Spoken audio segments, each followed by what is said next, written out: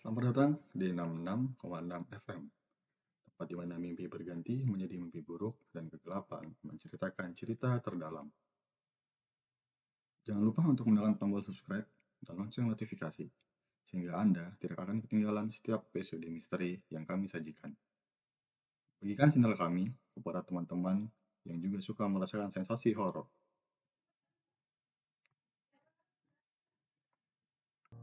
Hari itu, malam minggu yang dingin menyelimuti kota kecil tempat tinggalku. Aku seorang mahasiswa yang baru saja pindah ke rumah kos baru. Rasa senang karena akhirnya mendapat ruang pribadi untuk diriku. Namun, ketika malam tiba, perasaan senang itu perlahan-lahan tergantikan oleh ketakutan yang mencekam. Rumah kos ini terletak di pinggiran kota, di tengah-tengah kebun dan hutan yang lebat. Namun, harganya sangat terjangkau, dan itu membuatku cukup tertarik untuk menyewanya. Sejak awal, ada aura misterius yang menyelimuti rumah itu, tapi aku menganggap itu hanya imajinasiku yang berlebihan, dan betapa salahnya diriku. Suatu malam, ketika aku benar-benar sendirian di rumah, peristiwa aneh mulai terjadi. Awalnya, aku hanya mendengar suara langkah kaki yang samar-samar di lantai atas. Aku berusaha meyakinkan diriku bahwa itu mungkin hanya suara angin atau mungkin suara tikus. Tetapi, setiap kali aku mencoba mengabaikannya, suara itu semakin jelas dan mendekat. Sekitar pukul 12 malam, ketika aku sedang duduk di ruang tamu, lampu-lampu di rumah mulai berkedip-kedip. Aku merasa takut dan memutuskan untuk menghubungi pemilik rumah untuk meminta bantuan. Tapi sayangnya, sinyal teleponku benar-benar hilang. Karena keadaan itu, aku hanya bisa berusaha untuk tetap tenang dan berharap semua akan baik-baik saja. Saat aku mencoba kembali ke ruang tidur, aku melihat sesuatu yang membuat bulu kuduku merinding. Di ujung lorong gelap, ada sosok wanita berpakaian putih dengan rambut panjang yang menutupi wajahnya. Aku tidak bisa melihat wajahnya, tetapi aku merasakan tatapan tajam yang menembus jiwaku. Aku ingin berteriak, tapi suara rasanya membeku di tenggorokanku. Tanpa berpikir panjang, aku berbalik dan berlari ke ruang tamu. Tapi aku mencoba membuka pintu keluar. Pintunya tidak bisa terbuka. Aku merasa terjebak di dalam rumah. Ini rumah hantu sih. Keadaan semakin mencekam saat lampu-lampu mati dan suasana menjadi gelap gulita. Aku berusaha mencari sumber masalah, dan akhirnya aku menemukan kotak sirkuit listrik di pojok ruangan. Ketika aku membuka kotak itu, aku melihat sesuatu yang membuatku terkejut. Kabel-kabel yang terputus dengan begitu rapi, seperti sengaja diputus oleh seseorang. Aku mencoba menghubungkan kembali kabel-kabel itu dengan tangan yang sangat gemetar, dan kelegaan lampu-lampu rumah menjadi menyala. Namun, ketika aku mengangkat kepala, sosok wanita berpakaian putih itu kembali berdiri di hadapanku, hanya beberapa sentimeter dari wajahku. Kali ini aku melihat wajahnya, atau yang seharusnya merupakan wajahnya. Kulitnya pucat, hanya kosong, tanpa iris, dan mulutnya robek berdarah. Aku merasakan kengerian sejati dan kehilangan akal sehatku. Aku berteriak sekuat tenaga dan berusaha menjauh darinya. Namun, setiap kali aku mencoba melarikan diri, dia selalu muncul di hadapanku. Aku merasa seperti terperangkap dalam mimpi buruk yang tidak berujung. Bagaimana? Akhirnya aku terbangun di pagi hari dengan keringat dingin membasahi tubuhku.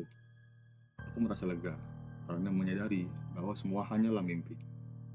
Namun, ketika aku membuka pintu kamarku, aku mendapati sebuah luka kecil di tanganku, seolah-olah seseorang benar-benar menyentuhku. Sejak kejadian itu, aku merasa selalu ada sesuatu yang mengawasiku di rumah itu. Aku bahkan mendengar cerita dari tetangga sekitar bahwa rumah itu dulu digunakan sebagai tempat praktik penyiksaan atau pembunuhan mengerikan. Aku tahu bahwa aku harus segera meninggalkan tempat itu, tapi ketakutan dan rasa penasaran yang menghantuiku membuatku bertahan lebih lama daripada seharusnya. Bulan-bulan berlalu setelah kejadian mencekam di rumah kos tersebut. Aku telah pindah ke tempat baru yang lebih nyaman dan jauh dari aura mistis yang ada di rumah sebelumnya. Namun, entah mengapa, ketakutan dan rasa penasaran terhadap kejadian-kejadian gaib tersebut melekat di dalam diriku. Di rumah baruku ini, semuanya tampak normal pada awalnya. Tetapi semakin lama aku tinggal di sana, semakin sering terjadi gangguan-gangguan aneh yang sulit dijelaskan. Suara-suara aneh yang datang dari lantai atas, bayang-bayangan gelap yang bergerak di sudut mataku, dan kadang-kadang barang-barang kecil yang tiba-tiba menghilang atau berpindah tempat. Aku berusaha meyakinkan diriku sendiri bahwa ini hanya perasaan khayalanku dan bahwa semua itu hanyalah efek samping dari trauma psikologis akibat pengalaman di rumah sebelumnya. Namun, ketika gangguan-gangguan itu semakin intens, aku tidak bisa lagi mengabaikannya. Pada suatu malam yang gelap dan hujan deras, ketegangan mencapai puncaknya. Aku sedang berada di kamar tidur, saat tidur untuk mengusir lelah setelah hari yang panjang. Namun, suasana di dalam kamar tiba-tiba menjadi sangat dingin. Meskipun pintu dan jendela sudah tertutup rapat. Tiba-tiba, suara langkah kaki halus terdengar dari atas. Seperti suara langkah seorang wanita yang berjalan dengan sangat perlahan. Inikah yang aku dengar di rumah sebelumnya? Atau hanya imajinasi kembali bermain-main dengan pikiranku?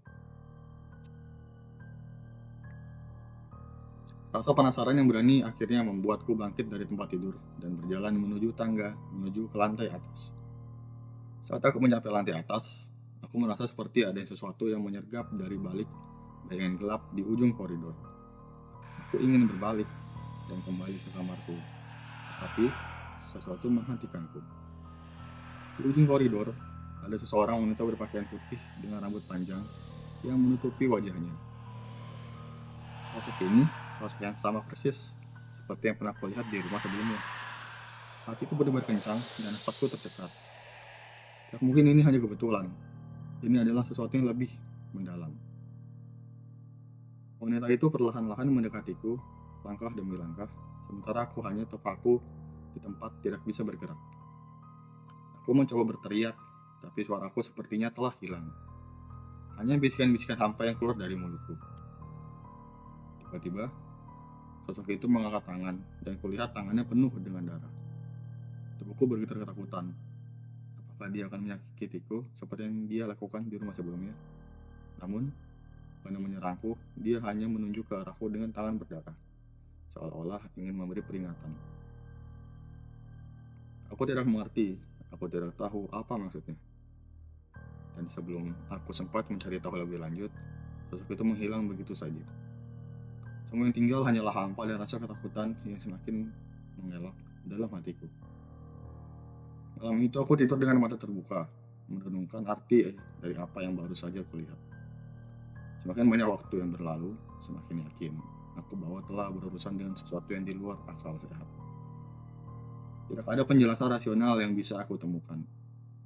Ketakutan dan rasa penasaran itu tidak pernah benar-benar meninggalkan diriku. Aku mulai merenung tentang cerita-cerita misterius yang pernah aku dengar tentang rumah-rumah berhantu. Dan aku semakin yakin bahwa aku telah tinggal di tempat yang dihuni oleh kehadiran supernatural. Kisah ini masih berlanjut, karena gangguan-gangguan misterius itu tidak pernah berhenti.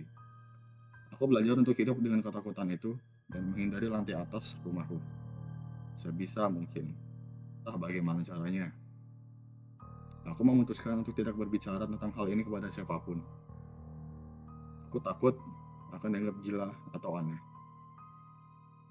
Hingga hari ini, aku masih tinggal di rumah itu dan aku berusaha mencari tahu lebih banyak tentang sejarah rumah tersebut. Mungkin dengan menemukan jawaban dari misteri ini, aku bisa menerangkan pikiranku dan mengakhiri gangguan-gangguan yang tak terjelaskan ini. Namun tetap saja, ketakutanku akan kembali muncul dan aku harus menghadapinya dengan ketegaran. Sebab mungkin ada lebih banyak hal di dunia ini yang tidak dapat dijelaskan oleh logika manusia. Cerita ini berlanjut part selanjutnya.